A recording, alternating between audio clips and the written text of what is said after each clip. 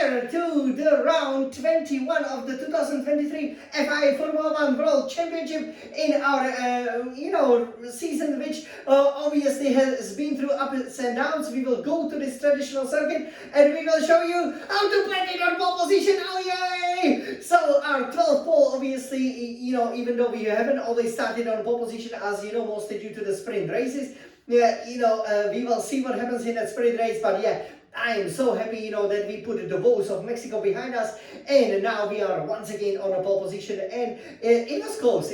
I have to say that, setting some brilliant lap times, like for example in Austin, was great, but here, I've actually gotten faster from Q1 to Q2, but in Q3, I did struggle a little bit. I think maybe I just took it a little bit too easy, but thankfully, with a very good setup, with very good, again, professional driving, let's not forget, we want to get that 7th win of the season. We are car number 7, right? Hopefully the car will be reliable.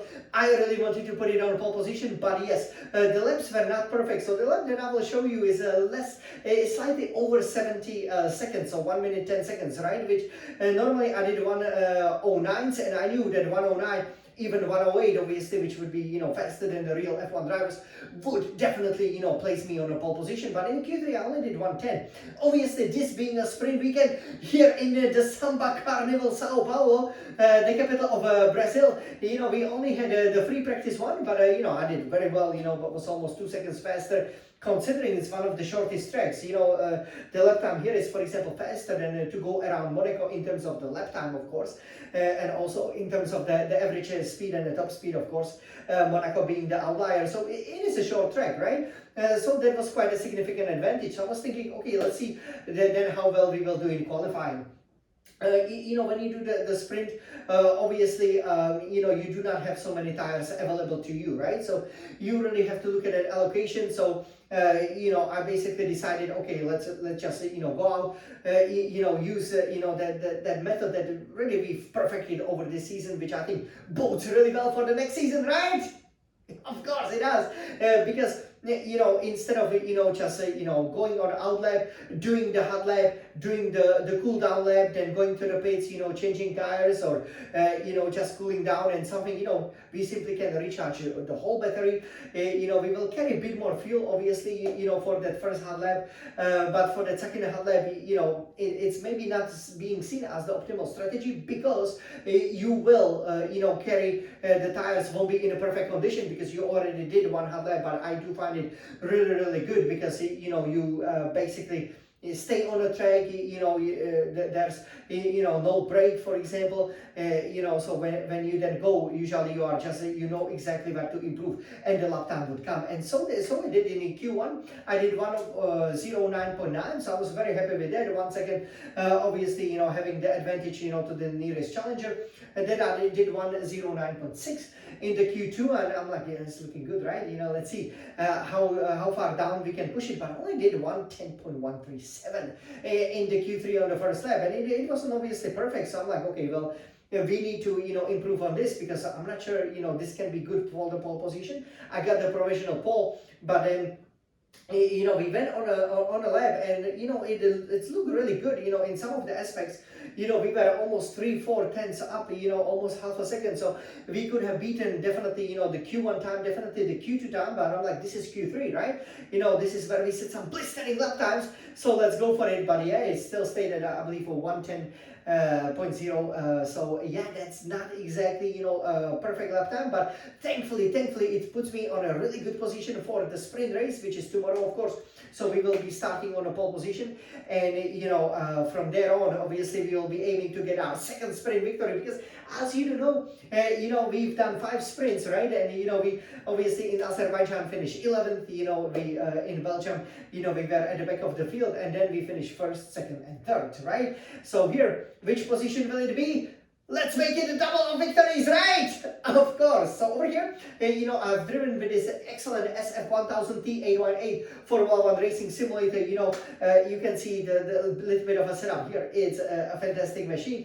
And of course, we will show you now my fastest qualifying time in a Q3, which is not the fastest overall, but which is good enough for the pole position for the Scarlet Ferrari, in the places where, for example, Michael Schumacher absolutely dominated in 2006. There are obviously lots of happy memories, even some heartbreaking memories like with Felipe Massa in 2008, for example, but great memories of our last championship title actually, happening at this track with Kimi Raikkonen in 2007. Can you believe? So, who will be the next champion? It will be Hans Wallings's champion, right? So we will now show it to you in the Scarlet Red Retina iMac over here. So let's go and prepare it all for you over here. Okay, so and let me take you right up there. All right. And let's master Interlagos over here. So you guys over here, let's go and take a look. Okay, you can see the Red Retina iMac looks absolutely brilliant. I think you are very close to the action. Okay, I'm about to start the Q3 time. Are you guys ready? 3, 2, 1, go Jan! And there we go. Senna SS, you can see, you have to. It wasn't obviously ideal, but you do have to be braking and turning at the same time, just like here. And this is a big challenge, right? So here we got them 2/10. So first sector, great, but big challenge. We have a back marker, right? Guy on his cool down lap or out lap. My God. Thankfully, we've gotten through unscathed, but only 2/10 up. This is a key section of the Interlagos. Traction is key. Go Jan! Forza Ferrari!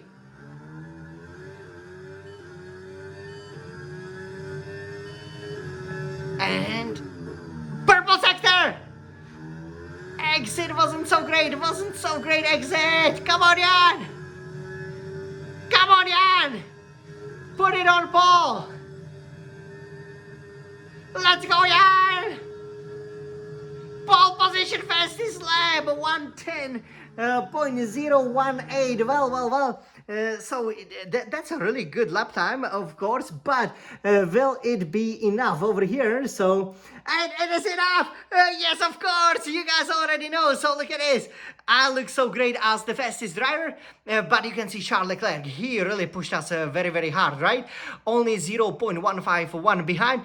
Verstappen with Red Bull will be definitely challenging us with the third place. So it's looking very, very close. Here in the Sao Paulo, we were all within pretty much half a second. 7/10, Hamilton 4th, Russell 5th, Norris 6th. So that bodes in for a very, very exciting sprint and race. Red Bull there with Perez 7th, just half a second down from Perez. Then we had Gasly, Alonso, and Piastri 7/10, away. So yeah, you can see. Well, that wasn't definitely, my finest qualifying over here, which is a bit disappointing because obviously I always want to plant it on pole position in style. And the fastest than anybody can ever do, right? So the conditions are very, very important, obviously, for all the obvious reasons, because let's say if it's, if it's raining, then you cannot be faster than, let's say, the real F1 drivers. But here, we've proven, that it was a nice, well-managed lap, especially, once again, there was this car, right? You know what happened in Mexico, right? When, Albon blocked us, on the apex of the corner, and, we qualified 15. So here, that could have cost us the pole position, which could have some serious ramifications for the sprint race and the Grand Prix. But, thankfully, the back marker kept to the right-hand side, and I didn't really lose much time, even though the dirty air definitely played a role a little bit. So it cost me a couple of tenths. Cost me the chance to do it in 109 in less than 70 seconds. But overall, it's a really great, enjoyable track. I think the car is splendid over here. So we are going to be in for a great result this weekend. There are 34 points on offer. We cannot be world champions anymore, which is disappointing. But we definitely want to secure the Constructors' Championship. We are leading it. So let's go. Forza Ferrari. Me and Charles, 1 and 2. Let's make it 1 and 2 in sprint. And let's make it 1 and 2 in the Grand Prix. To pretty much put our one hand and almost two hands on the Constructors' Trophy. Forza Ferrari!